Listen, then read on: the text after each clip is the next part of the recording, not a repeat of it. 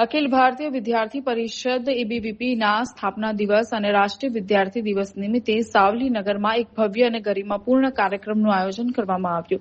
આ ખાસ પ્રસંગે શૈક્ષણિક ક્ષેત્રે ઉત્કૃષ્ટ પ્રદર્શન કરનાર તેજસ્વી વિદ્યાર્થીઓ માટે પ્રતિભા સન્માન સમારોહ યોજાયો. આ સમારોહ દરમિયાન ધોરણ 10 અને 12ની પરીક્ષામાં સાવલીનગરમાં પ્રથમ 3 ક્રમાંક મેળવનાર વિદ્યાર્થીઓનું વિશેષ સન્માન કરવામાં આવ્યું.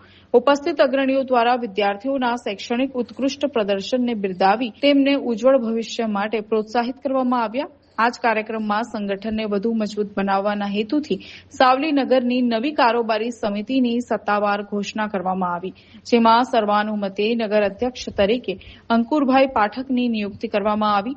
નગર મંત્રી તરીકે ધ્રુવભાઈ પારેખની વરણી કરાઈ.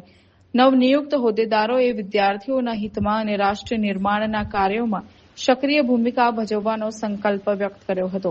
આ ઉજવણીમાં મોટી સંખ્યામાં એબીવીપીના કાર્યકરો, તેજસ્વી વિદ્યાર્થીઓ, તેમના ગૌરવશાળી વાલીઓ તેમજ નગરના સ્થાનિક આગેવાનો ઉત્સાહભેર ઉપસ્થિત રહ્યા હતા. ભારતીય વિદ્યાર્થી પરિષદ દ્વારા 71મા સ્થાપના દિવસ તથા રાષ્ટ્રીય વિદ્યાર્થી દિવસનો આજરોજ નિમિત્તે આજે સન્માન સમારોહ રાખવામાં આવ્યો હતો. જેમાં એસએસસી તથા એચએસસીના વિદ્યાર્થીઓ પ્રથમ, દ્વિતીય અને તૃતીય આ વિદ્યાર્થીઓનો આજે સન્માન કરીને સન્માન કરવામાં આવ્યું.